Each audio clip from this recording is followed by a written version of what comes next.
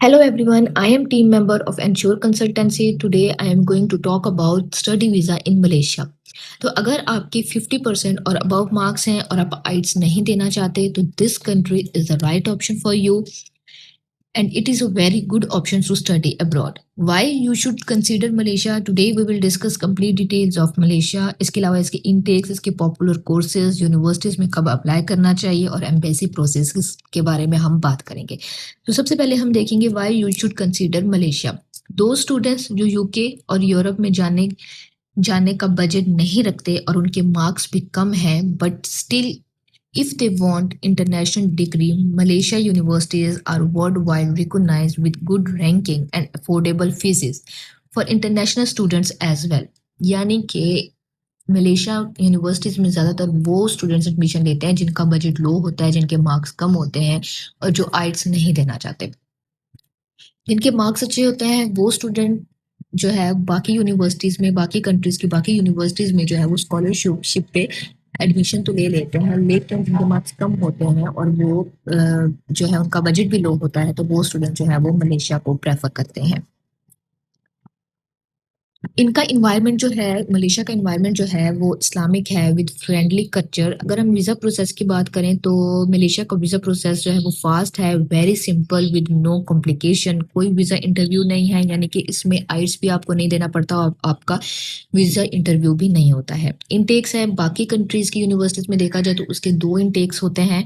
उनका एक winter intake और समर इनटेक होता है. But if you talk about Malaysia तो मलेशिया की यूनिवर्सिटीज के 3 इनटेक्स होते हैं. विंटर इनटेक होता है, स्प्रिंग इनटेक होता है और समर इनटेक होता है.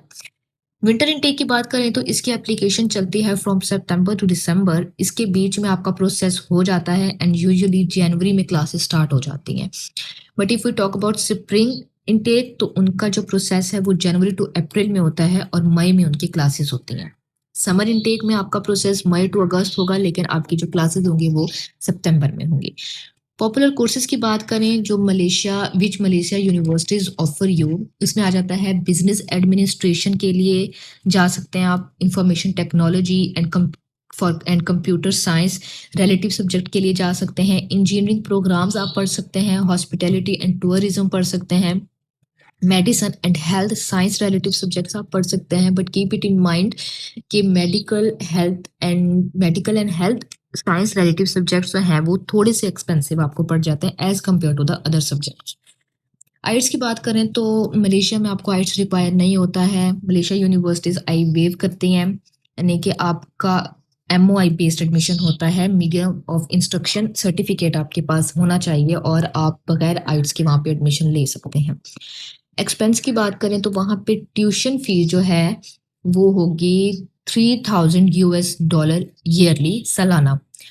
कॉस्ट ऑफ लिविंग जो है वो around about 350 to 500 US dollar होती है वहाँ पे. लेकिन अगर हम टोटल 1 ईयर के बजट की बात करें तो वो हमारा 10 लाख होता है, जिसमें ट्यूशन फ़ी, वीज़ा फ़ी, हेल्थ इंश्योरेंस होती है. इसके अलावा कुछ और एक्सपेंसेस भी होते हैं. ड्यूरेशन की बात करें तो ड्यूरेशन इसका है 2 मंथ्स आपके वीज़े में लग सकते हैं, यानी कि मलेशिया के वीज़े में आपके 2 महीने लगते हैं.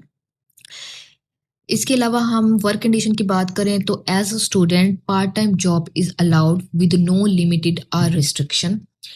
आप वहाँ पे इजीली पार्ट टाइम जॉब्स कर सकते हैं. इसके अलावा जो वहाँ पे पर आवर आपको मिलता है वो 3 to 5 US डॉलर जो है, हद इतने मिलते हैं, इससे ज़्यादा नहीं होते पर आवर. एम्बेसी की बात करें, embassy stage is very simple. No interview, कोई इंटरव्यू आपको देना नहीं पड़ता. मोस्टली स्टूडेंट्स को जो है वो एम्बेसी में वीज़ा इंटरव्यू के लिए जो है उनको बहुत ज़्यादा मुश्किल होती है. तो मलेशिया के लिए ये सीन है कि आपको एम्बेसी इंटरव्यू नहीं देना पड़ता, आप सिर्फ बायोमेट्रिक वेरिफिकेशन करवाते हैं और आपका वीज़ा लग जाता है. सो होप सो ये वीडियो आपके लिए हेल्पफुल होगी. So this is all for today. Thank you very much.